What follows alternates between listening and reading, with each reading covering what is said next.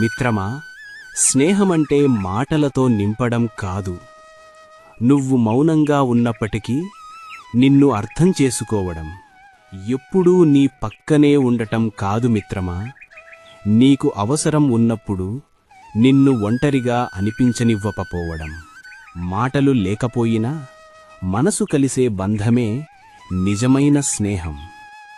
నీ బాధను నీవు చెప్పకపోయినా నీ కళ్ళలోనే చదివేవాడే నీ నిజమైన ఆప్తుడు.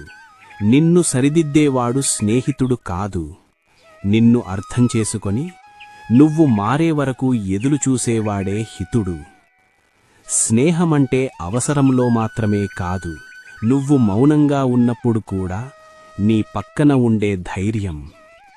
స్నేహమంటే ఓ బంధం మాత్రమే కాదు, ఒక భరోసా.